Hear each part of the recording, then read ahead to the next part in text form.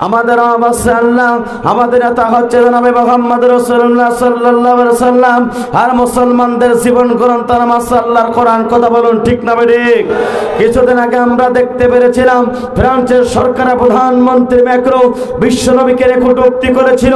বাংলাদেশের তৌহিদি জনতারা টেকনাফ থেকে তেতুলিয়া, রূপসা থেকে পাথরিয়া, সুন্দরবন থেকে বান্দরবন প্রত্যেকটা ইঞ্চির মুসলমানেরা মাথায় কাপড়ের কাপড় বেঁধে গোটা পৃথিবীতে বিশ্বনবীর পক্ষে স্লোগান দিয়েছিল। আমরা সেই নবীর উম্মত, কথা বলুন ঠিক না বেড়ে? এখানে শেষ নয় প্রিয় বন্ধুরা, আপনারা আমার বিশ্বনবী আখিরি জামানার নবী, যে নবীর চেহারা দেখলে পরে এতিম সন্তানগুলো পিতা হারানোর বেদনা বলে যেত, যে নবীর চেহারা দেখলে পরে খোদাত্ত সাহাবীগণ খোদা নির্বাণ হয়ে যেত, যে নবীর হাতের ইশারায় পর্যন্ত ওই চাঁদকে আল্লাহ রাব্বুল আলামিন দ্বিখণ্ডিত করেছিল। আপনারা আমার বিশ্বনবী আখিরি জামানার নবী এই জমিনে কালেমার দাওয়াত দেওয়ার কারণে আবু জাহেল সরকার মিথ্যা মামলা খেয়ে দীর্ঘ 29 মাস কারাবরণ করেছিল। কারারুদ্ধ অবস্থায় গাছের লতা পাতা পর্যন্ত চিবিয়ে চিবিয়ে খেয়েছে, বাথরুমগুলো ছাগলের নেতির মতো হয়েছে। তারপরও আপনারা আমার বিশ্বনবী আখিরি জামানার নবী কালেমার দাওয়াত থেকে 1 ইঞ্চি সরে দাঁড়াই নাই। আমরা সেই নবীর উম্মত, কথা বলুন ঠিক না বেটা? এখানে শেষ না প্রিয় বন্ধুরা, আপনারা আমার বিশ্বনবী আখিরি জামানার নবী এই জমিনে কালেমার দাওয়াত দেওয়ার কারণে ওই টাইপের দুষ্ট যুবকেরা আল্লাহ রাসূলকে টার্গেট করে বৃষ্টির মতন পাথর মেরেছিল। পাথরে আঘাতপ্রাপ্ত হয়ে আপনার আমার নবীর সমস্ত শরীর থেকে রক্ত প্রবাহিত হয়েছিল। অর্থাৎ বিশ্বনবী তাইফের ময়দানে 3টি বার জন্য বেহুশ হয়ে গিয়েছিল। তারপর বিশ্বনবী কালেমার দাওয়াত থেকে 1 ইঞ্চি সরে দাঁড়ায় নাই, কথা বলুন ঠিক না বেটা? এখানে শেষ নয় প্রিয় বন্ধুরা, আপনার আমার বিশ্বনবী আখিরি জামানার নবী এই জমিনে কালেমার দাওয়াত দেওয়ার কারণে অর্থাৎ উহুদের ময়দানে দান্দার ব্যাপারে শহীদ করতে হয়েছিল। এই জমিনে কালেমার দাওয়াত দেওয়ার কারণে আল্লাহ রাসূলের মাথার হেলমেট ফেটেছিল। এই জমিনে কালেমার দাওয়াত দেওয়ার কারণে মাতৃভূমি ছেড়েছিল, পিতৃভূমি ছেড়েছিল। তারপর বিশ্বনবী কালেমার দাওয়াত থেকে 1 ইঞ্চি সরে দাঁড়ায় নাই। আমরা সেই নবীর উম্মত, কথা বলুন ঠিক না বেটা?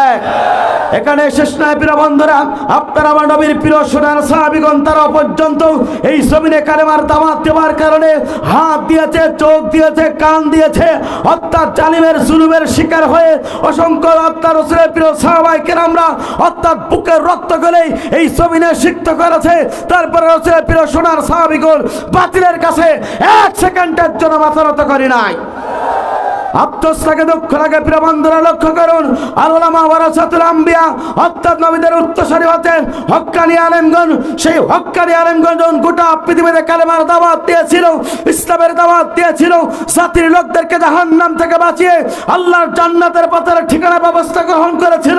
যুগে যুগে ওই জালেমরা আলেমদেরকে মিথ্যা মামলা দিয়ে অন্ধপ্রকাশে ঢুকিয়েছে। ওই জালিমরা অর্থাৎ মিথ্যা মামলা দিয়ে অসংখ্য আলেমকে পৃথিবীর বাস্তবে বিদায় গ্রহণ করেছে। একজন আলেম বাতিলের কাছে মাথা নত করে নাই। অর্থাৎ আফসোস লাগে, দুঃখ লাগে প্রিয় বন্ধুরা, লক্ষ্য করুন। যিনি গোটা পৃথিবীতে 50টা বছর ধরে কোরআনের তাফসীর করেছিল, কাবা ঘরে 3 দিনের ইতিকাফ করার সুযোগ পেয়েছিল, 2 রাকাত নামাজ পড়ার সুযোগ পেয়েছিল, যার কণ্ঠে কোরআনের তাফসীর শুনে অসংখ্য ইহুদি নাস্তিকরা কালেমা পড়ে মুসলমান হয়ে গিয়েছিল, যার জন্য এখনো পর্যন্ত বাংলাদেশের মুরব্বীরা জায়নামাজে বসে বসে কাঁদে, যার জন্য অসংখ্য তরুণ যুবকেরা বুকের রক্তগুলোকে এই বাংলাদেশের জমিনকে সিক্ত করেছে। কোরআনের পাখি আল্লামা সাঈদী পর্যন্ত এই কোরআনের দাওয়াত দেওয়ার কারণে জালিমের জুলুমের শিকার হয়ে 13টি বছর ধরে মিথ্যা মামলাকে অন্ধপ্রকার জীবন যাপন করেছে।